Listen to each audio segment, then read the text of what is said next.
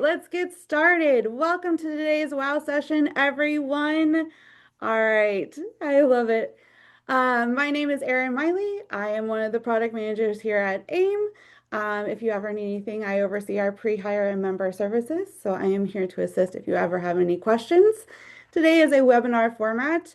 You can see and hear me, but obviously I cannot see or hear you. So today, the way to interact with me will be through the chat feature, which thank you for chatting in with me already. I see all the wonderful good mornings. Um, so this will be how you interact with me. If you have not yet located that, it will be at the very bottom of your screen, says chat. If you do not readily see it, it will be under the circle that says more with the three dots. Pop that up and you should have a chat selection. All right. It is important that you find that feature though, because I will be sticking a document in there. Because apparently the document section of Zoom doesn't accept Word documents.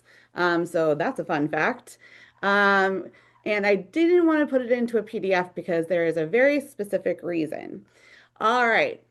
I'm playing host as well as presenter today. So I am also your presenter for To the Content today. So introducing myself again. Hey, I'm your presenter. And we're going to go ahead and dive in. I want to make sure you can see my presentation slide okay, because I have my chat up on the same section as the slide deck, but I'm hoping you can just see the slides. I have a thumbs up on my screen. Cool. I just want to make sure sometimes there's a black box if I shared the whole screen.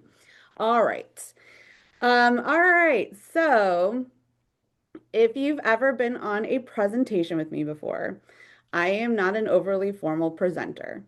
I had some fun with my slide because if I'm going to deliver some informative content, I want you all to enjoy the content and the time that you spend with me while also getting the informative content. So you get a gold star if you can put into the chat the animal you think will show up in my slide deck today.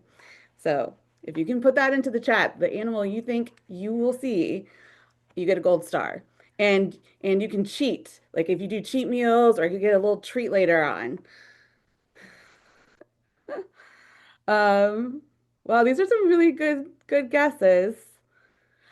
Julie, Julie Stark gets a gold star. If you guessed if you guessed a panda, you're gonna get a gold star. And and you get to do like a little treat for yourself today. So you get a little cheat. All right, fantastic. So with that, I'm going to throw into the chat some very important documents. And it is definitely going to be helpful as we go through the material today. Let's see here. And we're going to hope I can do this because I was struggling earlier. Bear with me because Zoom is having a day about it. And I'm hoping I do have behind the scenes help. If I can't put the documents in here, I was kind of hoping I could, but if I can't find a way to do that, I will obviously at the end of today's call in my thank you email this out to you as I always do. But I was really hoping, oh, yes, okay. Y'all, I'm having a good time over here. All right, I just stuck in the HR 2026 check-in checklist. If you can download that, it is in a Word format for you. And then you are also going to get a secondary Word document that I'm uploading into the chat now. And it's called the Q1 HR Compliance Action Planner. These two documents, as we go through the session today, the more important of the two is going to be your HR 2026 check-in checklist. It's going to have a series of sections of just little things that you might want to check off on, and they are clickable check boxes for you that we can utilize as we go through the conversation today. All right, with all that being said, I want to set the scene. This session isn't about new laws or shiny trends. It's about the unfinished business and HR and compliance items that quietly carry over year after year, and how they are usually those things that cause the most problems later on. And we usually get to August and we're like, oh, that was a 2025 problem. So a new year doesn't reset HR risk. So most issues we see aren't brand new. They're the things that never got quite finished, updated, or cleaned up. This isn't about awareness. I'm not looking for perfection, and there is no shame in our game here. It's just we don't want 2025 to have a cameo in 2026. I had fun with my AI generator. Avoidance is usually a capacity-based issue. It's not a result of our negligence. Usually we just don't have the time. So use that checklist if you haven't downloaded it yet. And if you can't download it, just, I will send it out later and just mentally self-check, self-grade what's green, what's yellow, what's red, and you definitely need to make sure you check in on. All right, policies. We know and love them. These aren't going to be trick questions. Nothing's going to be trick questions. These are not designed to trip you up, but ask yourself, has your handbook been reviewed in the last year?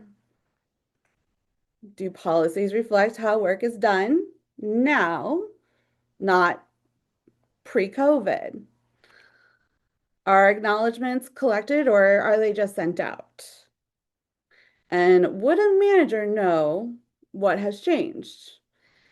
Managers knowing what changed matters more than the update itself. Sending acknowledgments does not equal collecting acknowledgments. Policies that don't reflect reality create credibility problems.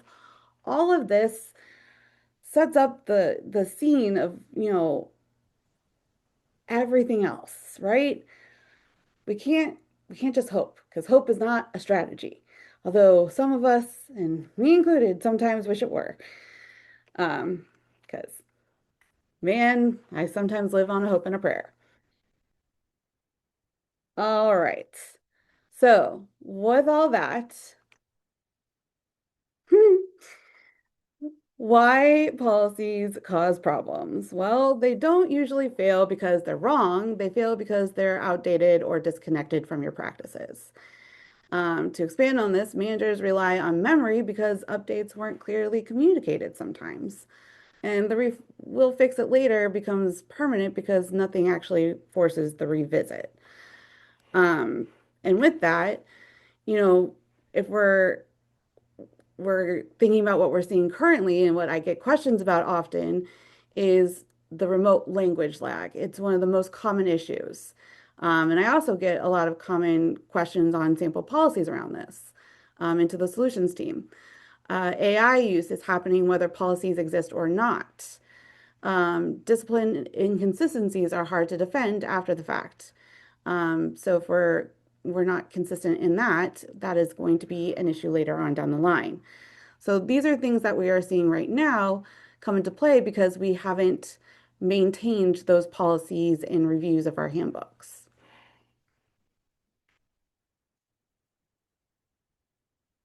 All right. So what we need to watch out for as we roll into 2026. What's different now is the discoverability of everything. AI use, communications, enforcement, more things are visible and traceable. AI discovery, work created with AI often leaves digital fingerprints, metadata, revision, history, system logs. I'm not going to go into all the tech, but this means what used to be informal or invisible is now way easier to trace and explain. And without clear guidance, managers and employees make their own rules, which leads to inconsistent use. And if I was on a call with a hotline individual the other day, and when we thought about our AI policies, and if you don't know where to start, you may not have thought about it yet, but most of you have internet use policies. And as we were talking through, an AI sample policies and things like that, it's very similar to internet use policies. So if you already have an internet use policies in place, you may already have the foundation work for your AI use policy. So just thinking about it that way is a great way to start if you don't already have something up to date or in place. So please just keep that in mind. All right. As far as we're seeing more remote disputes. So location-based policies now intersect with pay, leave, and compliance rules in ways they didn't before. Disagreements often center on expectations, not performance, when someone is supposed to be available, how time is tracked, and what on the clock means. Policies written pre-hybrid don't always cover these realities. So just kind of keeping those in mind as you think about if you have a policy in place, does it reflect the appropriate language that you need? And then inconsistent enforcement. Decisions that make sense in isolation can look uneven when compared side by side. Digital records make patterns easier to spot because patterns are, you know, are easy to, you know, sue, both internally and externally. Exceptions that aren't documented start to look like preferences instead of policy. So just be aware of all this. This is very important as you move forward in that checklist. If you haven't looked at your handbook, this is the things that you need to maybe keep an eye on as you do review your AI policies, your remote policies, and how you're disciplining any of the policies in your handbook. Um, this is why they need to match your current reality. They are becoming one of the strongest risk reduction tools your organization can have. All right, so that's great. You have all these watchouts, and I just gave you all the scaries. Sorry, didn't mean to. But what does that mean for you next? Well, you can lean on resources. You have a lot of resources because policy work is not a solo effort. It rarely ever is. And you do need to make sure before you lean on resources that, or outside resources, I should say, that you have internal alignment because that alignment matters before you go to any external review or resource. But that being said, I would be remiss if I didn't also pitch AIM because we are a resource for help if you find yourself saying, hey, we haven't even reviewed our policy or handbook for years. If that was a miss in 2025 and 2024 and 2023 and 2022, um, I would be remiss if I didn't say we could help you with that fully. But you have a ton of available options out there. There are some on the screen for you, but it's not a solo effort. It rarely ever is. So lean on your resources because if this has not been an area that you focused on, you do need that assistance. Small updates now prevent huge explanations later. All right. Did I scare you all enough? You still with me? Deep breaths. We got this? Going on. Files, an I-9 checkpoint. Are we sweating yet? All right. So, if an audit happened tomorrow, and I'm gonna do a little poll. I'm hoping I can launch it from here. Thought I could. Yeah, I can. So, on your screen, you should see if an audit happened tomorrow, would you be confident? Unsure? You would suddenly really be unavailable. And oh, wait, they do audits for that kind of thing? Because some people, you'd be surprised, didn't know that they do audits for these kind of things.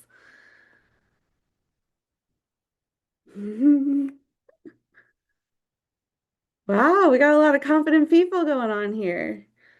Give you a few more seconds. All right, looks like we got everybody in. 3, 2, 1. And just so everyone can see, hopefully you can see the results. It looks like overwhelming majority of you feel confident about this. Love that for us. We love a confident individual and we want to be confident in this space. That is fantastic because these are important things. This can get us tripped up. Unsure, that's okay if you're unsure. I mean, sometimes files are set it and forget it. You know, the person that's I'd suddenly be unavailable. Hey, it's okay. There are resources. I have ideas.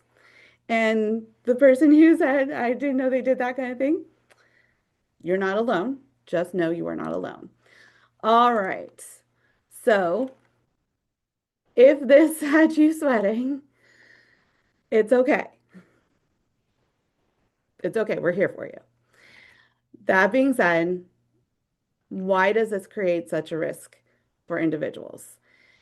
Requests come in fast and they're often on short notice when it comes to any kind of file audits or anything related to this area.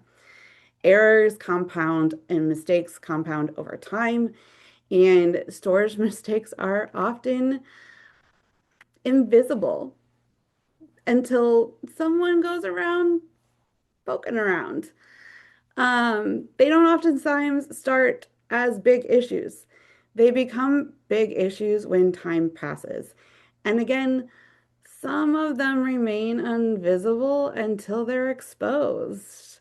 And those people start poking in your business. And so it leads into what to watch out for this year. This area doesn't usually get the attention because something changed. It gets the attention because someone looked, not something. Oh, well, though, also AI. But I don't want to say that was someone. It could be something. So with that, increased enforcement and scrutiny, agencies and auditors are paying closer attention to process, not just presence. So not only whether documents exist, but how they're stored, updated, maintained. Reviews are often triggered by unrelated events. Keep that in mind. It doesn't have to be a related event. So a complaint, a separation, a contract requirement, not a formal audit announcement. So if we think about it that way, hey, it could be something that was in that handbook that triggers something for the files. So it's very important. Once someone is looking at one part of the file, they often end up looking at everything. So it is important. Data privacy expectations, employee records increasingly include sensitive personal information, even in places they don't belong. Regulations and expectations around who can access what and why are getting tighter, and internal access is just as important as external protection. Too many people with access can create exposure issues. Um, then the next point here is with the remote and digital storage complexity. And this is becoming more and more of an issue as we have more and more digital footprints in place. Files often live across multiple systems nowadays. Your HRIS systems, shared drives, emails, vendor portals. Remote work increases the chance of documents being downloaded, duplicated, stored locally on hard drives. It becomes harder to answer a simple question like, where does the official version live? So it is increasingly harder to protect a personnel file and the information stored in there, and where the original copy is. And it's important that you have processes in place built out to say, hey, XYZ, when they're onboarded, here's how their file is set up. Here's how the naming of the file is named. And this is the process that goes through anytime anything happens. That being said, you do have the ability to lean on resources because this is one of the easiest areas to improve with targeted help. And hey, I have experience in this. I did this for one of our members over the summer last year. So hey, you can lean on AIM for support. Um, so as far as internal support, lean on your payroll and finance teams as you build out a process for this. They will need to be included for documentation alignment. If you have a lot of digital and remote capacities, you will need to lean on your system administrators for that process improvement. And then as far as external support, obviously you can see that here. But hey, AIM can help. I did this for a member over the summer. I know I built their process for them. And hopefully I left them in a better place. But it's easier to fix before someone asks for it. So if you feel like this is an area of concern for you, please take a look and please make sure you have this right sized. All right. So with that, I'm going to move on to the next. And if you have questions, please feel free. I see a couple questions coming through. I know I had one in the Q&A. I'll get to the Q&A at the end. And then I have a colleague of mine. I think she answered, but I think Christine, you answered to host and panelist only. You may want to switch that up to everyone. Um, so I do have someone helping me in the chat. Okay. All right, let's go to the next. Who loves wage and hour? If you're shaking your head and saying, I don't, well, you wouldn't be alone. And if you said I do, can we outsource this to you? Because you would be a unicorn. All right. If policies create noise, wage and hour creates liability. Most problems here aren't intentional, they're just outdated. So, with that, we need to be aware. Do your job descriptions still match the reality? Classifications. We all love this. Exempt versus non-exempt reviewed. And overtime. Rules actually understood? Question mark.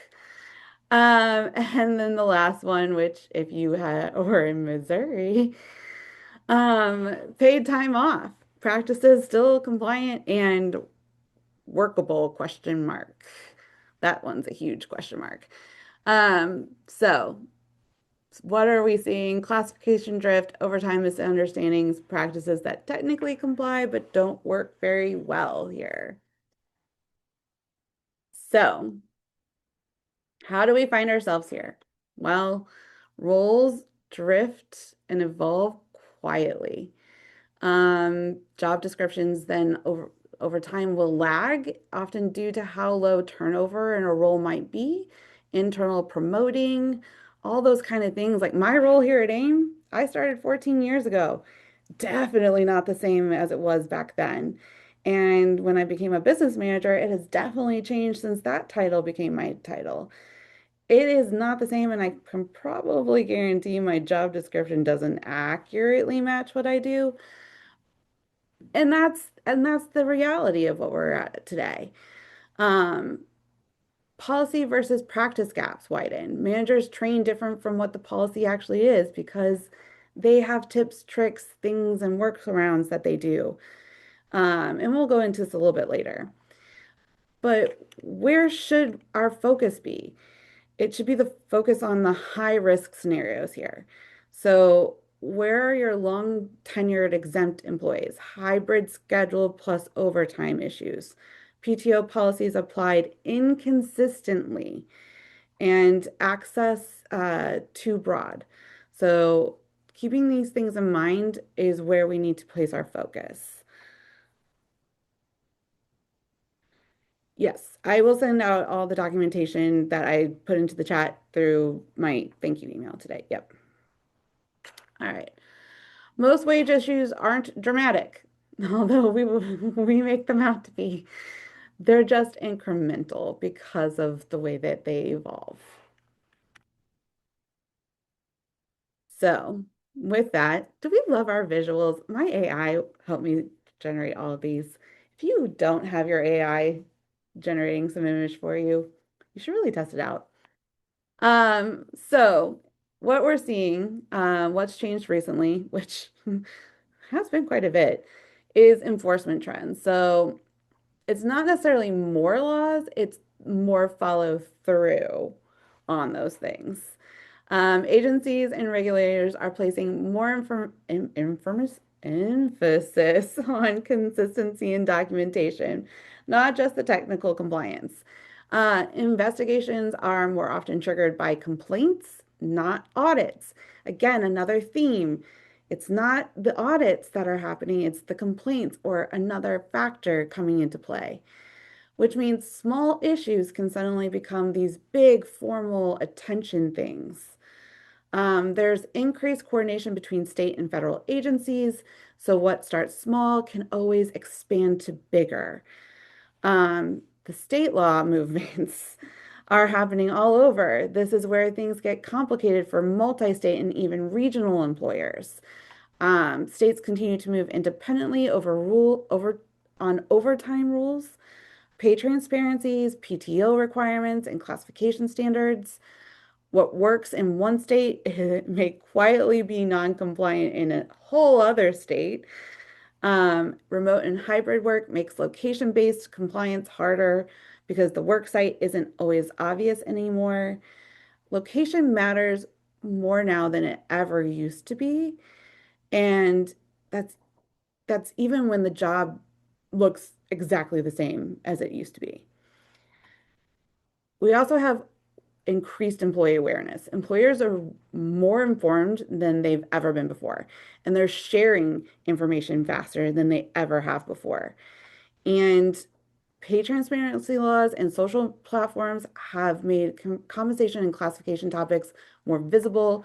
Employees are more likely to ask questions about overtime eligibility, PTO balances, and job statuses. Awareness doesn't automatically mean conflict, but it does mean expectations are higher, and that does increase complaints. Again, note the enforcement trends. So just as we go through this, just keep that in mind. And my colleague Christine noted as I was going through building out the deck, um, she noted that the Department of Labor is supposed to be issuing new guidelines on that one of these topics. However, while the DOL has waffled back and forth, the IRS stance on independent contractors hasn't changed in decades. Um, it primarily comes down to who controls the job and whether the or not the person is in business to have a profit or a loss. So I think she was talking about being aware of what an employee versus an independent contractor looks like. That's what the topic she's referencing specifically. She primarily sits in Florida, so she's more aware of what it was like in Florida context. Christine, if you wanted to chat in and provide any more context, make sure you select everyone from the drop down. But reach out to the solutions team. I can connect you with Christine if you have more questions around like independent contractor and any kind of wage and hour issues. Um, but that being said, my my last thought here would be most wage and hour problems don't start with bad intent. They start with outdated assumptions, and now those assumptions get challenged faster. This is not an area where guessing pays off. We need to be aligned in everything here. So your job descriptions definitely need to be updated. You need to know if it's exempt or versus not exempt. You need to know where your pay transparency laws are. You need to know all the little nuances here, and you need to lean on your resources for that. Your payroll and finance teams need to be your partners in the space. If they're not your best friends, they need to be in this space. You need to have a good compensation partner in the space. So again, if they're not your best friends, you need to find a buddy. And AIM, you're always going to see an AIM plug here. Sorry, I would be remiss if I didn't plug AIM, but you can reach out to AIM to benchmark a position. That way, you are making sure you have at least three comparison points. All right. Hiring and screening. Now, this is my bailiwick. This is mine. All right. So, that being said, hiring and screening. If you had to explain your current process out loud, how you hire and screen for your organization, could you? I need you to ask yourself. Hiring steps are consistent, not improvised. Background screening practices aligned with current laws. Adverse action steps are followed every time. Consistency is your strongest defense and also one of your hardest things to maintain. You must be able to explain this process from start to finish. If you cannot, this would be a problem because this is going to be your strongest defense.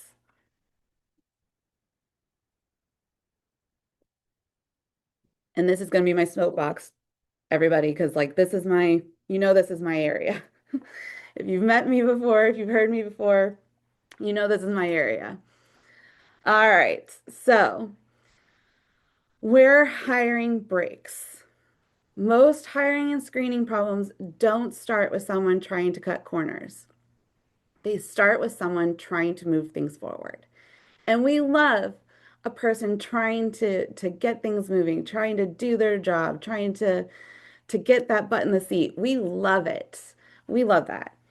However, manager shortcuts, while well intended, create problems. Managers often adjust steps in the process because they believe they're being efficient, not non-compliant. Skipping or rearranging steps, even small ones, can create that inconsistency across candidates. We know this. Over time, different departments end up running slightly different versions of the same process, which is hard to defend later. Even if it's only slightly off, it's hard to defend.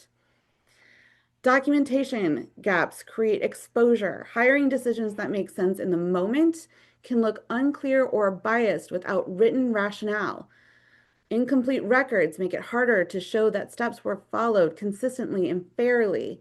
Gaps usually appear when responsibilities are split between HR, manager, vendors. Adverse action timing matters here. The sequence matters just as much as the outcome. Moving too fast or skipping a step can create compliance issues even when the final decision was appropriate. I can't stress this enough. Timing gaps often happen when managers and HR aren't aligned on who owns which step. The theme here is understanding who owns what step, making sure every step is clearly defined and every step is documented throughout the process. I cannot stress that enough. Because if a step is missed, if a step is not documented, just for the sake of expediency, or because this time around you just felt like this candidate was not the best fit, even though you hired somebody previously with the same type of background, the same type of resume, the same type of experience, you're setting a precedence, you're setting an inconsistency. I cannot stress that enough, that you're deviating from your process. You're deviating from your previously set standard. Documentation for the rationale needs to happen. And if you fail to do that, you are going to set yourself up for an issue later on. You have to have everything in place. And timing does matter. When you send the offer letter, when you send the authorization form, when you send the pre-adverse action, when you send that final notice letter, when you send anything in the process for any piece of the onboarding or the application, whatever, it matters because I'm going to tell you, I see left and right legal action in this area all the time. So I cannot stress it enough. If you haven't reviewed this in a while because you think it's a set it and forget it, or you think you are locked in, I'm telling you, you should be reviewing it annually. And Q1 is a great time to do that. It is a fantastic time to do that. So if it's been a while, check in, lock in, look at it, especially if you're using any vendors. If you're using AIM and it's been a while, check in with us. See if anything's changed. And if you haven't checked in and seen if your authorization form's changed in a while, reach out. We can provide that to you. Um, it's just a good idea. Things to watch out for, the legal expansion. We're seeing continued growth in state and local rules layered on top of federal requirements. More jurisdictions are adding additional steps, notices, or restrictions around screening and hiring. What used to be a single uniform process increasingly needs location-specific instructions, even down to the county. There's some specifics like around ban the box, which we know is a huge thing and can be county specific. I can think if you are operating in Los Angeles, that has a bunch of rules around hiring, not background, hiring, application process, pay transparencies, all of that. If you hire out of Los Angeles specifically, not the state of California, Los Angeles, you need to check what you're doing there. Um, Transparency expectations, candidates are more informed, more comfortable asking how decisions are made. Applicants expect clear explanations of what's being checked and how it's being used. Vague or inconsistent communication creates confusion and distrust, even when the process is compliant. If you are if a candidate is even thinking that you are being untrustworthy or hiding something, they can actually go to a resource and complain about you. They can go seek legal advice, and this is where if they got a hungry lawyer, they can get you in trouble. So not that you would be in trouble, I mean, but if you got one of those people, you know who I'm talking about, you can find yourself in an issue. So just be aware. Um, Look back limitations. More states are restricting how far back certain information can be considered. This one's very specific if you're doing background checks. But just know that these limits don't always align with internal policies. So this regards to the information you're receiving on your reports. So if your policy says we need 10 years of information on every candidate back, well, if you're in an area and the state law now says, well, you can't have more than five, your internal policies now do not align with the state law. So you need to be checking on that all the time just to make sure your policies now align with the restrictions that the states are putting in place. This is also multi-state hiring makes it harder to maintain a one-size-fits-all standard, and screening scope may need to be adjusted based on role, risk, and location as these things change. So please keep that in mind. All right. Have I scared you enough yet? Oh, I forgot to hit the 2026 watchouts. I forget I animated these slide decks. I got so into it, y'all. I got so into it. So here's that. That was what I was just talking about, the 2026 watchouts, because you're like, what is she talking about? Um, so I was locked in.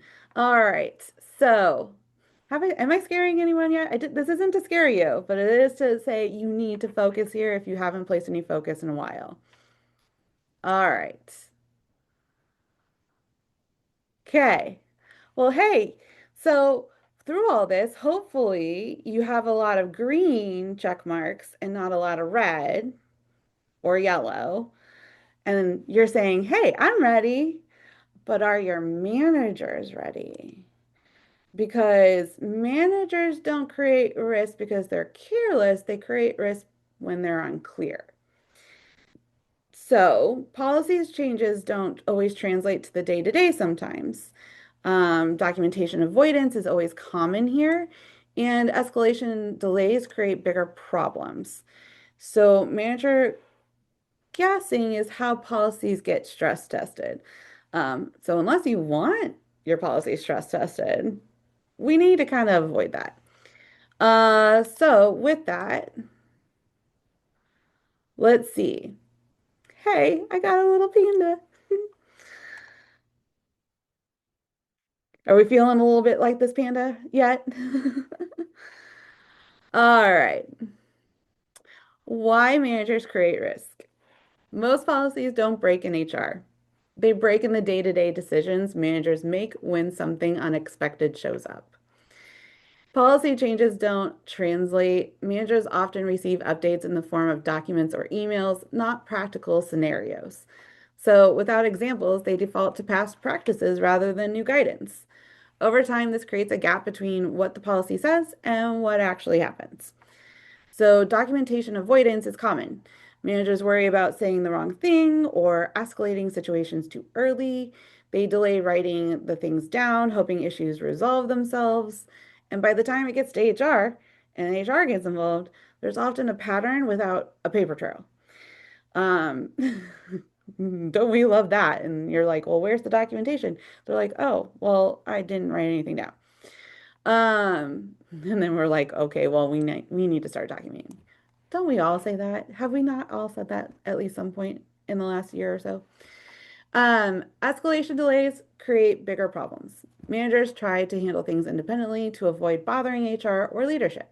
Delays mean fewer options later, both from a policy and a people perspective. Early involvement often leads to simpler, quieter resolutions.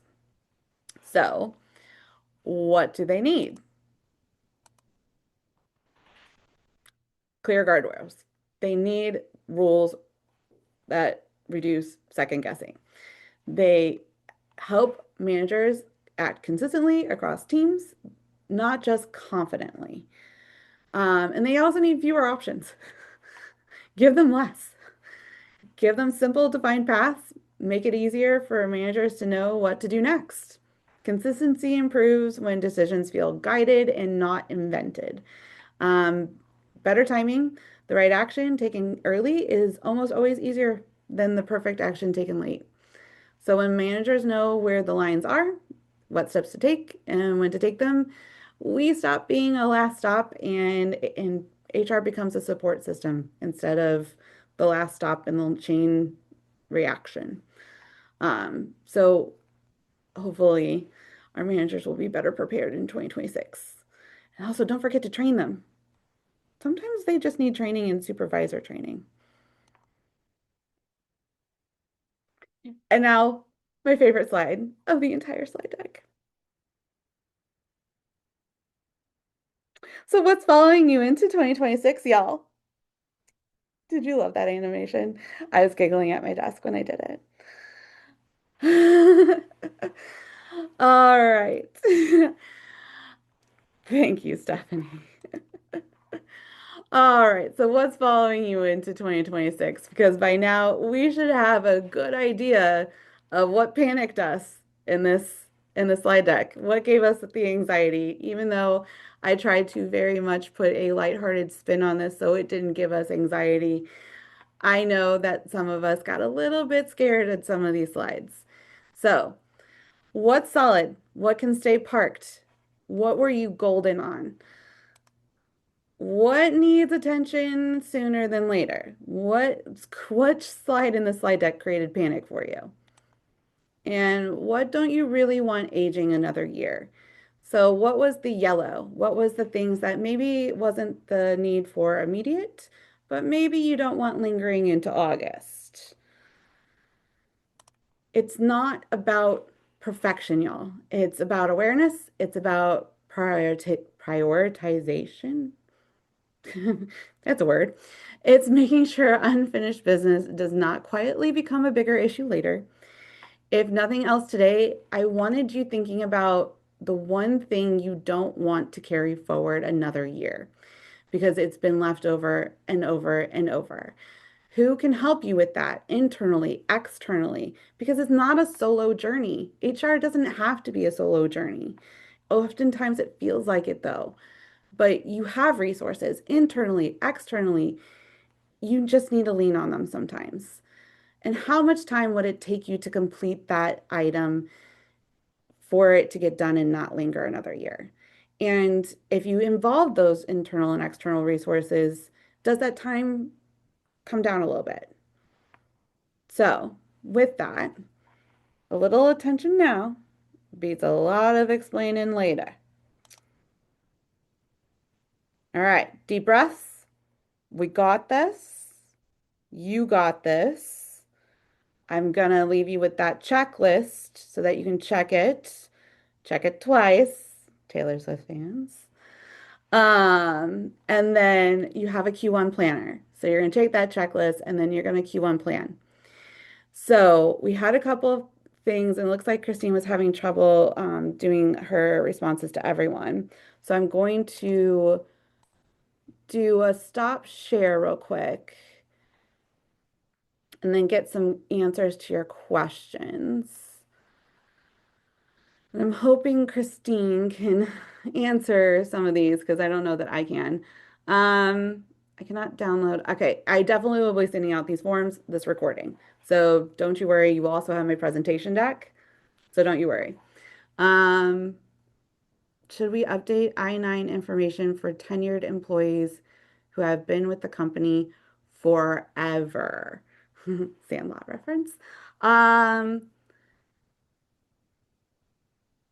well, if they have expiring documentation, that definitely should be updated.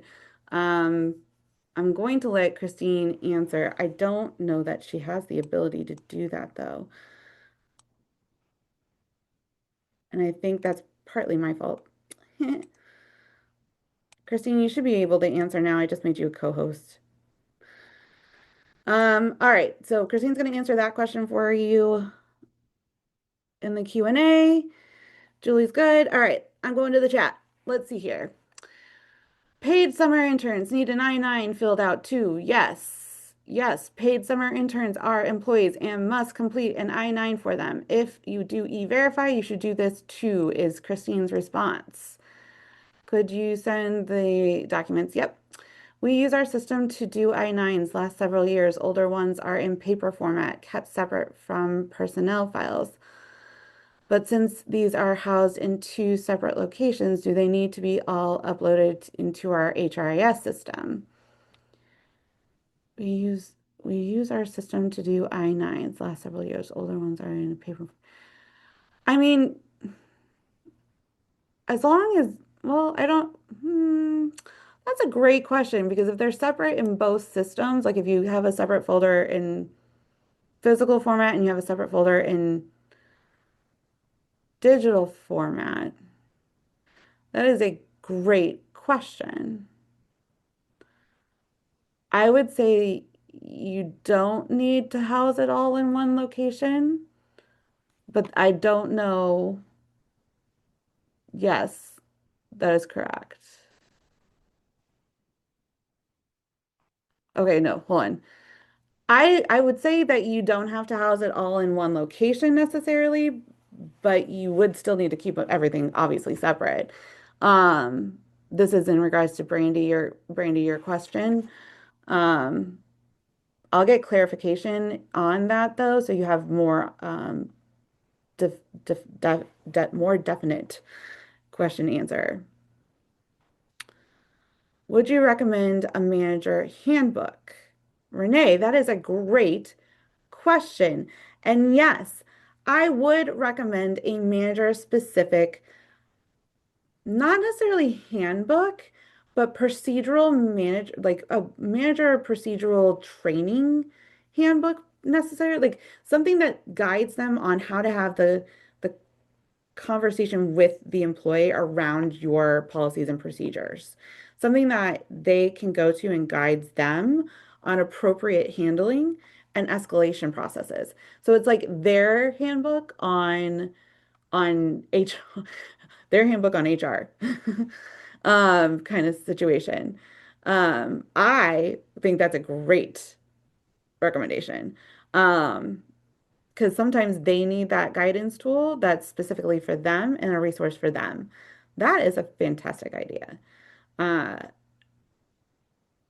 Christine says, I'm guessing she was responding to the Q&A question. Yes, you are. You only need to verify those whose employment authorization expires. If you're updating and missing info, then they have. So this is in regards to that Q&A question that I was reading out loud earlier about the people who have been with the company forever, um, the tenured employees who have been with the organization forever. Should we update the I-9 information? And Christine is confirming I was correct, and you need to update and verify those whose employment authorization expires. If you're updating and missing information, then have them complete a new one. Checklist I made. Julie, Erin, we have a checklist I made to use for HR managers, etc. I emailed to you. If you think it is good, oh, Julie, that's so kind of you. So Julie is saying that she has a checklist that she made for her HR managers. I'll look at it and she said it was okay to share. So thank you, Julie. That's so kind. And Brandy, your question. So the answer to Brandy's question, because I think that's a valuable answer for everyone to hear. Um, the confirmed answer to the I-9 forms being in HRIS and in another folder, you are allowed to scan your paper files, I-9s, into your HRIS so that they're all in one place. Yes. Info on storing I-9s electronically can be found at www.uscis.h or .com. And you know what? I'm going to put the chat into my response. Thank you for attending email like I usually do, so that you can all see this as well. That way you guys have all this information. I wanted to do the manager's handbook and the attorneys hated it and told me no. Um, Renee, I think they probably told you no because that sounds very formal. And I think you can do not like a handbook, but like more of a policy, like a procedural manual, a guidance manual on how to have the conversation with the employees. It wouldn't be a more formal handbook, policy handbook. It's the guidance on how to escalate the procedure or escalate the problems in the proper processes to go through for who owns what in which situation. I think if you brought it to your attorneys that way, they probably wouldn't hate it as much, because it's not a handbook per se, it's the protocol. It's a manager protocol binder or process. Um, all right. Yes, and Christine is agreeing. There should be a procedural manual for supervisors so they have consistent guide for how policies should be interpreted. Yeah. We are in the process of creating a management guidebook, so all of our managers and so all of their managers. Megan is in, yeah. So Megan with Megan Plants is creating a management guidebook. So it's a guidebook. That's the term. That is a great term for that. Yes. Julie, back to employment authorization expiration. I assume this is not referring to expired driver's licenses, correct? And Christine saying that you are correct that they are not required to be re-verified. Um, so Julie, that is correct. Christine is confirming that is correct because it's a List B document. You do not need to re-verify. When I have a new manager or newly promoted, I provide them with a management orientation. The orientation walks them through. That's great, Fatma. I think the guidebook is a really good tool though, because it's something that they can reference beyond the orientation, as it relates to your protocols, as for ongoing like issues and escalations. If they have to refer back to like a year from now on like who owns the step in the adverse action process for somebody being hired in a year from now.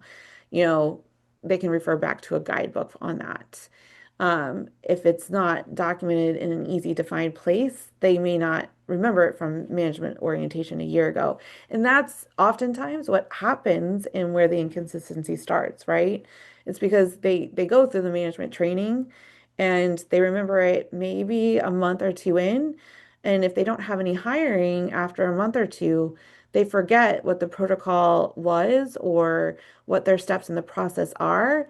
And if there's nothing that keeps it for mind, or if you don't have something that's a bigger, larger guidebook or protocol book that's easy to find, that's where the steps get missed.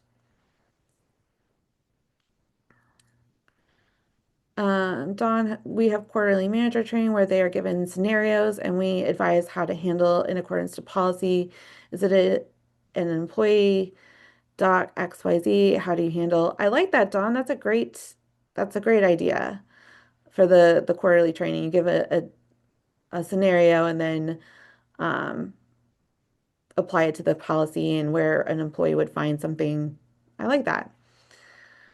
We have a digital I-9 for how, oh my, I got a little light in the way. We have digital I-9s for the last several years. However, I still print that form out and we keep with copied documentation and add them to our I-9 binders locked in a fireproof safe. However, the book is in all ready for DHS. That's fantastic. That's dedication, Kim. That's really dedication. Um, all right. Well, if there are no more questions, and you can always feel free to ask any questions of the solutions team, email us. You know where to find me, as always. I'm always happy to be a resource. If you find that you went through that checklist in your Q1 planner and you're like, I need help, I need help. You know AIM is a resource. Please reach out to us. We are always a resource for you. And I hope I didn't scare you too much. Deep breaths. You got this. And we will see you next month. Thank you for joining me, everyone. Have a great Friday. Bye, everyone.